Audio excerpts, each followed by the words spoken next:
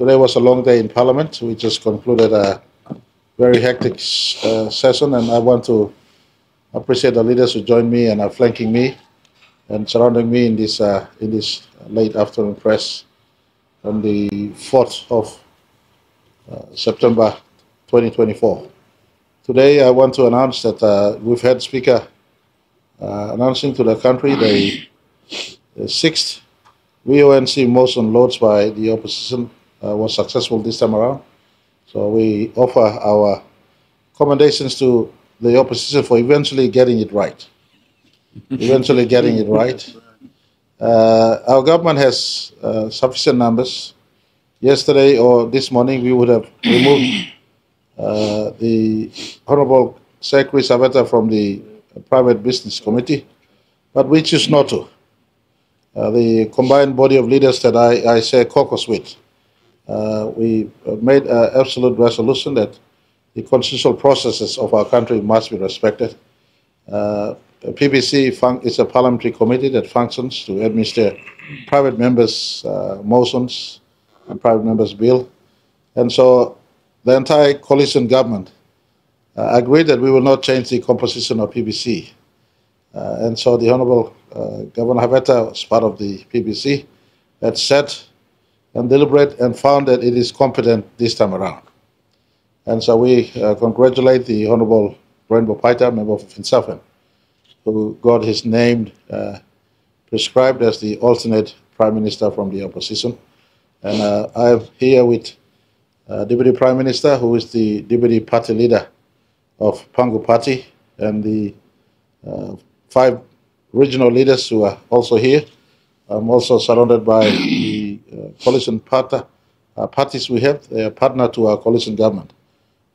URP leader, the Honorable William Duma. SDB leader, the Honorable Paul Sparkov. People's First Party leader, the Honorable Richard Maru.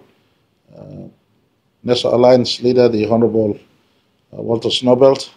And we received a representation from the People's greater member of the People's Party. Governor Ipatas, as the founder of People's Party, informed us earlier that the party is still part of the government. The party leader decided to abscond government and is now in the opposite. But the greater majority of the party, which is 3, remain as part of our coalition. And so all in all, our coalition government will come to Parliament tomorrow knowing very well that the motion will be placed on notice. That's a due process. And as Section 130 of our standing order requires, that when it is on notice, Parliament is then adjourned for 1 week. And so that was the reason why you saw us sitting through late today, just to dispense some of the government businesses, because Parliament will then be rising tomorrow. I want to inform our country, members of our coalition and under Pangu Party-led coalition have continued to give support to Pangu Party, and we in Pangu Party are humbled by their continuous support. This coalition was established after the elections in 2022 national general elections.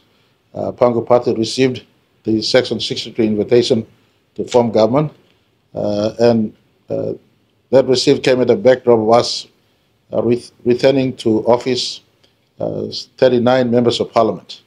And together with the current coalition we have on the table, we've been able to hold government up till today. And today at this juncture, when the contest is on, you see sitting on the table together, and at the back, members of the coalition government leadership team. And I want to announce to our country that we will come into Parliament tomorrow, and when Parliament's adjournment is made, we will still be together until next week, Thursday. I want to give confidence to our people. Our country demands our leaders to act responsibly, and it's shown our government coalition never wavered from our constitutional duty. When the correct constitutional process was invoked, then we are allowing the process to run its course. This time around, we ask our people throughout the length and breadth of our country that national unity must be maintained, peace and harmony must be maintained, allow leaders to exercise their constitutional duty. Our leaders will be having an opportunity to come back the following Thursday from tomorrow and decide on whether the motion is in the affirmative or the motion is negative. Meaning that when the vote is taken, if the coalition maintains our majority number, which is above 58, then government is still in office. If the number is lost and majority is lost, then government is lost next week, Thursday. That's a due process that is coming up. I want to give assurance to our country that our coalition is not insecure. We are secure in ourselves. We have not gone into a stiff traditional lockdown that past camps usually have. In fact, in the 2020 Pangul-led political grouping, when a vote of no confidence was up in the air, we never went into a strict lockdown. That is the same modus operandi, so to speak. We will be in that same mode in going up to tomorrow and for the week that is coming up. I want to, in my appeal for unity, point to us that this Friday, this weekend is an extraordinary weekend. We have the papal visit. Our preparations are going on, and the Pope is arriving after sunset on Friday. He's now in Indonesia. So he's en route to PNG. So I appeal to our country.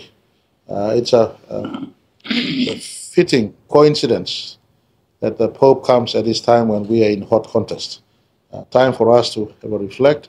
As government, we give commitment. We are not, the leaders here with me are never silent when we in our own retreat, in our own government caucuses. There are heavy exchanges going on, especially in respect to what we must do for our country and our people.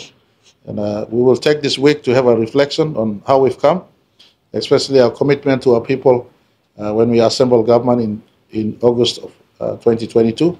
The reflections will be made, and a coalition will come out of this bigger, better, especially in respect to us taking the country into 2025 and beyond. So I just want to give assurance to our people out there. Let's not cause unnecessary stir and emotions out there, whether it's in the internet space or in the social media space or in actual localities where you live from. Leaders will make a rational judgments on the policy alternate the opposition is putting up and the opposition team. Government here today as we speak, we have easily over 77 members of parliament in the alliance of coalitions we have today sitting on left and right. So I just thought we make this announcement to our country that peace must prevail, unity must prevail. Let leaders invoke the process of our constitution in the vote of no confidence that is now on foot. And come next week, Thursday, you will see which side of the dice the number falls into. On this side, we bring to you right now 77 members of parliament in our coalition.